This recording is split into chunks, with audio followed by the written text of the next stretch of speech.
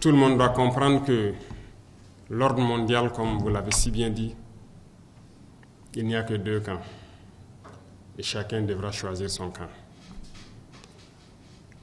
Ceux qui prétendent être neutres, soit n'ont absolument rien compris, ou ont peut-être le cerveau éteint. Il faut le dire clairement.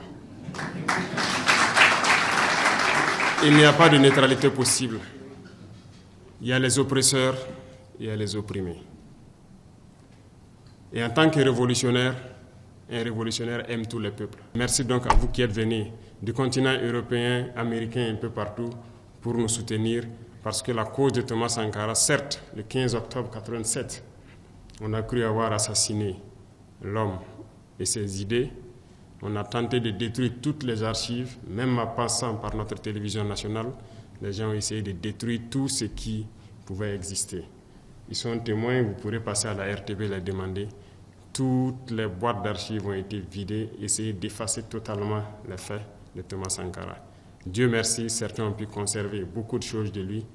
Aujourd'hui, plus que jamais, on se rend compte que l'homme, oui, la chair s'en est allée, mais l'esprit demeure sur le monde. Et le combat continue.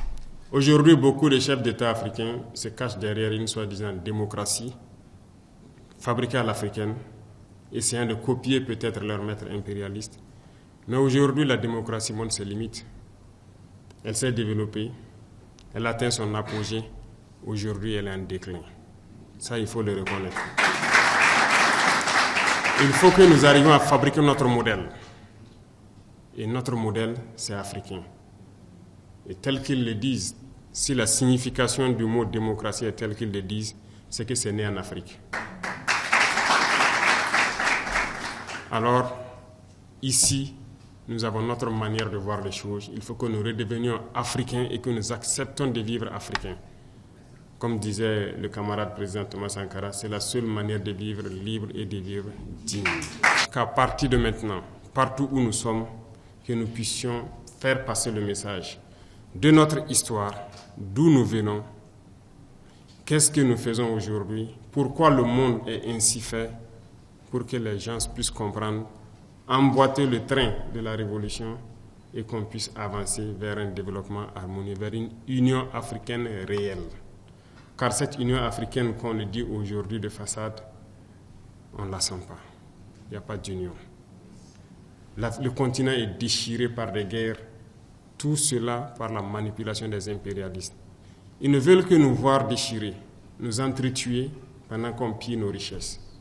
Pendant que sur le continent, nos frères peut-être qui n'ont encore rien compris, nous disent qu'on parle trop. Et souvent, ce sont ces soi-disant intellectuels qui n'ont peut-être pas compris, qui ont été totalement formatés par le système occidental, par le système impérialiste, qui trouvent qu'on parle trop, parce qu'ils ne peuvent pas comprendre et percevoir le message qu'on passe. Malheureusement, c'est leur faiblesse aussi, mais nous devons continuer à parler. Nos jeunes doivent se réveiller. L'Afrique ne demande que ça, produire, transformer et consommer. Et nous allons continuer à encourager ces genres d'initiatives. Mais tout ça, c'est par le changement de mentalité. Et aussi, je dirais, en forçant la main à certains. Et c'est là la révolution. Parce que le changement de mentalité dans la bourgeoisie est difficile. Et c'est cette bourgeoisie qui oppresse et qui continue de conjuguer avec l'impérialisme parce qu'ils ont les moyens. Et aussi, ils communiquent. Ils passent par tous les canaux pour amener les jeunes Africains à stagner.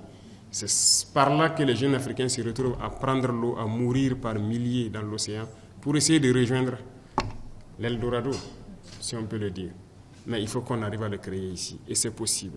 Vous ne pourrez pas avancer. Ils mettront toujours des bâtons dans vos roues à travers les textes que les impérialistes eux-mêmes ont avancés, les ont amenés à développer, à travers les organismes, les institutions que les impérialistes nous ont aidés à mettre en place dans nos États. Il faut pouvoir casser tout ça pour que l'Afrique puisse ressurgir, s'unir et avancer. Nous sommes en guerre au Burkina, nous connaissons d'où ça vient, nous nous battons. Mais quand nous regardons l'histoire de certains pays, ça nous déchire encore plus le cœur. Le Soudan, le Congo, bref, il y en a assez. où des gens meurent par milliers, des frères se déchirent en longueur de journée. Ici, ce sont des individus manipulés par l'impérialisme qui sont assis de l'autre côté, qui les envoient un peu d'argent, du carburant, des armes, des munitions, et ils tuent leurs frères. Ils gambadent à travers les campagnes, tués, sans même savoir pourquoi ils le font. Mais tout ça, c'est parce que les cerveaux sont encore éteints. Il faut que vous puissiez rallumer les cerveaux de beaucoup d'Africains pour qu'on puisse se réveiller. Et c'est sérieux. Et c'est à travers la communication que vous faites. Nous avons créé l'Institut des peuples noirs. Nous sommes en train donc d'opérationnaliser et j'espère que tout un chacun participera en présentiel ou en visioconférence à continuer à éduquer notre jeunesse pour qu'elle prenne ses responsabilités, pour qu'elle comprenne le monde et que l'Afrique puisse se réveiller enfin et qu'on puisse s'unir et vivre dignement et librement.